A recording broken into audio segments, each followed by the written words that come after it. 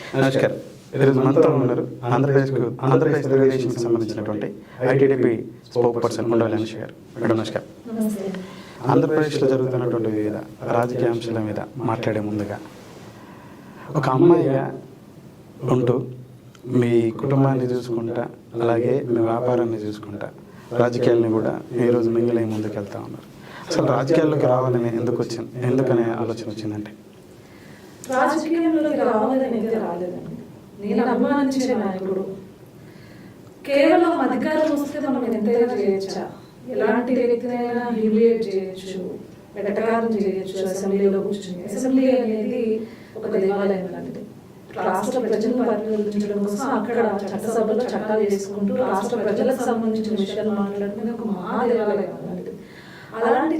అలాంటి చోట్ల కేవలం కించపరచడానికి, కేవలం నైతికంగా అపోజిషన్ పార్టీ వాళ్ళని దెబ్బతీయడానికి, హేళన చేయడానికి నడుస్తున్న అసెంబ్లీ సెషన్స్ గురించి ఎక్కడైతే ఆంధ్ర రాష్ట్రంలో చంద్రబాబు నాయుడు గారు అనే వ్యక్తి అసెంబ్లీ కట్టి రాష్ట్రం విడిపోయిన తర్వాత ఇక్కడ నుంచి పరిపాలన మొదలవుతుందనే చోటే ఆయన్ని అదే అసెంబ్లీలో ఒక నేల మీద కూర్చోబెట్టి ఇది నీ పరిస్థితి అనేట్లు వెక్కిరింపుగా చేసిన ఈ జగన్మోహన్ రెడ్డి ప్రభుత్వంలో ఉన్న నాయకుల సైకోతనం గురించి బయటకు వచ్చి బలం విప్పాలి అనిపించింది. ఆ రోజు విప్పినప్పుడే నాకు తెలుసు, ఎమ్మెల్యేలుగా ఉండి, మంత్రులుగా ఉండి, ముఖ్యమంత్రిగా ఉండే అంత సైకోయిజం చూపిస్తున్నారంటే వాళ్ళ కార్యకర్తలు కూడా చూపిస్తారు అని తెలుసు నాకు. సో అన్నింటికి సిద్ధపడే నేను అభిమానించే నాయకుడి కోసం కేవలం ఓటేయడమే కాదు, మనం ఆయనకు అండగా నిలబడాలి. ఆయన జరుగుతున్న అన్యాయం ఆయన చేస్తున్న 14 ఏళ్ళ ముఖ్యమంత్రిగా ఉన్న వ్యక్తిని అంత హీన స్థాయిలో చూస్తున్నప్పుడు ఆయన గొప్పతనం ఏంటో ప్రజలకు చెప్పాలి, వీళ్ళు ఏదైతే అరాచకంగా చేస్తున్నారో అది కూడా ప్రజలకు చెప్పాలి అని చెప్పేసి ముందుకు రావడం జరిగింది. సో నా పొలిటికల్ ఎంట్రీ యాదృచ్ఛికమైనది, ప్లానింగ్ అయితే లేదు. కుటుంబ నేపథ్యం ఏంటి? కుటుంబంలో ఎవరైనా రాజకీయాలు ఉండేవాళ్ళు? పూర్తిగా రైతు కుటుంబం మాది. రాజకీయాలు అంటే ఏమీ లేదు. ఊళ్ళో గ్రామాల్లో రాజకీయ పరంగా తెలుగుదేశం పార్టీకి జెండా మోసిన కార్యకర్తల బిడ్డలమే మేము. మా నాన్న తెలుగుదేశం పార్టీ కార్యకర్త, మా తాత తెలుగుదేశం పార్టీ కార్యకర్త. సో రాజకీయ నేపథ్యం అనేది మా కుటుంబంలో రైతు బిడ్డని. మా తాతయ్య రైతు, మా నాన్నగారు రైతు. సో రైతు కుటుంబం నుంచి వచ్చిన రైతు బిడ్డని. ఎక్కడ మీది అండి? ఉండ్రాజవరం మండలం నిడదవోలు నియోజకవర్గానికి సంబంధించి వేలేరు అనే ఒక గ్రామం ఉంది. చాలా గొప్పగా చెప్పాలి అంటే మా ఊరు గురించి, the first smart village of Andhra Pradesh. ఎప్పుడది? 2019లో అనౌన్స్ చేసినట్లు, 18-19లో అనౌన్స్ చేశారు. బికాస్ మా 20 ఏళ్ల క్రితమే మా ఊరంతా కూడా అండర్గ్రౌండ్ సిస్టమ్ అంతా కంప్లీట్ అయ్యి 20 ఏళ్ల క్రితమే మేము అందరం కూడా అర్బనైజ్ అయిపోయిన పరిస్థితి. ఎందుకంటే అక్కడ బిగ్గెస్ట్ ఎడ్యుకేషన్ ఇన్స్టిట్యూట్స్ అక్కడ ఉండడం వలన అక్కడ చాలా మంది ఉపాధి రావడం, చాలా అర్బనైజ్డ్ గా మేము లివ్ చేయడం అనేది మా ఊరి ప్రత్యేకత. అనుష గారు, మీ కుటుంబ వాతావరణం ఎలా ఉండేది? అంటే మీరు పిల్లప్పటి నుంచి పెరిగిన వాతావరణం ఏ విధంగా మీరు తయారవడానికి దోహదపడిందా? గ్రాడ్యుయేషన్ కంప్లీట్ అయ్యేంత వరకు మీ ఇంట్లో పరిస్థితి ఎలా ఉండేది? పూర్తిగా నాకు మా నాన్నగారు ఇచ్చిన స్వాతంత్రం అనేది, ఒక పల్లెలో పుట్టిన ఆడపిల్లలకి ఏముంటుందో తెలిసింది, చదువు, ఇల్లు, లోకంగా ఉంటుంది. కానీ మా నాన్న ఏంటి అంటే, ఆడపిల్ల అంటే కేవలం ఇంటికే పరిమితం కాదు, నువ్వు వెళ్ళు కబడ్డీ, నేను కబడ్డీ డిస్ట్రిక్ట్ వరకు నేను గేమ్స్ ఆడాను అనమాట. ఏది ఆడినా పర్వాలేదు. ఈవెన్ ఎట్లా అంటే మా డాడీ కొంచెం ఇట్లా ఉండేవారు, మా ఊళ్ళో పంచాయతీలో కబడ్డీ పోటీలు జరిగేది అనమాట. పోటీ జరిగితే వేరే ప్లేయర్స్ ఉండేవాళ్ళు. మేము మ్యాచ్ విన్ అయిన తర్వాత మా డాడీకి ఒక ఇది, ఏ మగాడైనా వచ్చి తన కూతురు ముందు ఆడాడు అనే ఒక గర్వం మా నాన్నకి.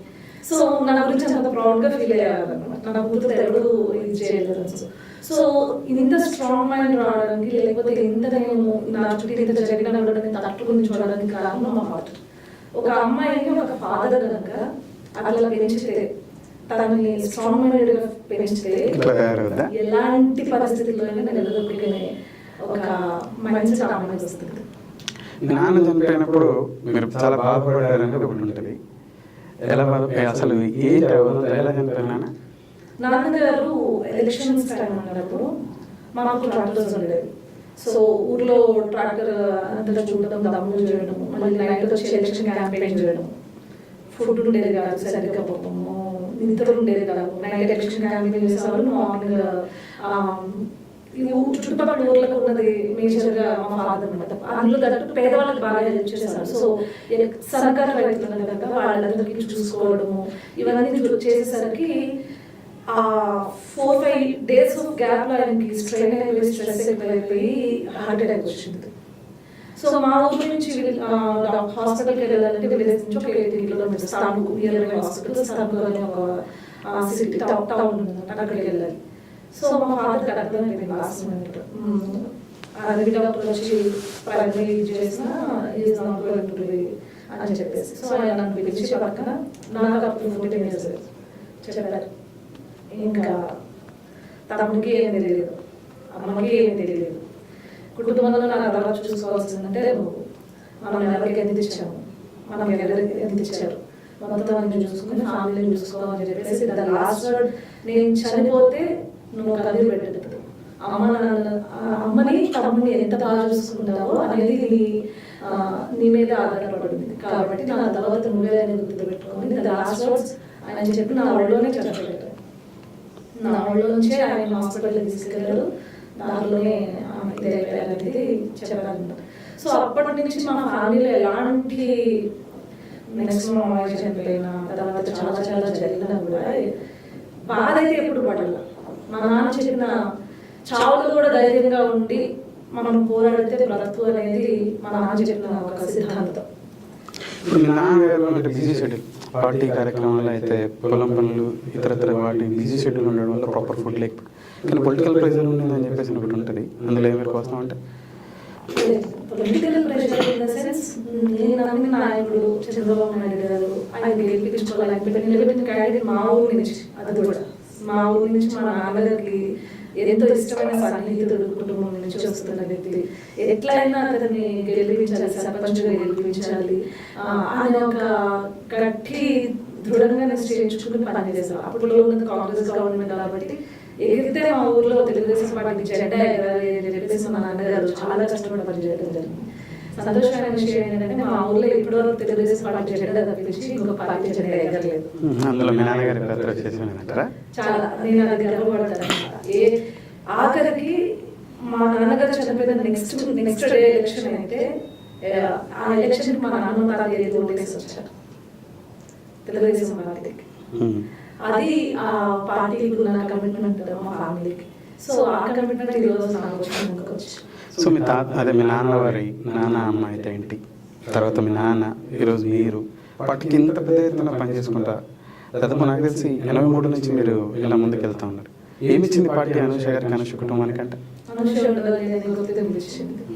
ఈ రోజు పార్టీ మనకి ఏదో చేస్తుంది అని ఇక్కడ పనిచేయట్లేదు. నువ్వు పనిచేస్తే పార్టీకి ఖచ్చితంగా గుర్తిస్తుంది. ఇక్కడ పార్టీ ఈ రోజు మనం గొప్పగా చెప్పుకుంటాం. చంద్రబాబు నాయుడు గారి వలన ఆంధ్ర రాష్ట్రానికి కియా వచ్చింది. కియాలో ఎంతో మంది బిడ్డలు జరుగుతున్నారు, అందులో నా బిడ్డ కూడా ఉండొచ్చు. హైదరాబాద్ సిటీ నిర్మాణం చేసి ఇక్కడ ఎన్నో కంపెనీలను తీసుకొచ్చి బిల్ గేట్స్ లాంటి వాళ్ళతో మాట్లాడి ఎన్నో కంపెనీలు ఇక్కడ టెక్ కంపెనీస్ అనేది తీసుకొచ్చి high standards of living Hyderabad కనిపించారు. నాలాంటి తల్లి కన్నా బిడ్డలు ఎంతో మంది ఇక్కడ చదివి వాళ్ళ జీవితాన్ని పునాదులు వేసుకుంటున్నారు. సో పార్టీ నాకు ఏమిచ్చింది కదా, నా భవిష్యత్తు తరాలకి ఏమిస్తుంది పార్టీ, నా భవిష్యత్తు తరాలకి బాగా ఏమిస్తున్నారు, ఏం మాటలు వేస్తున్నారు అనేది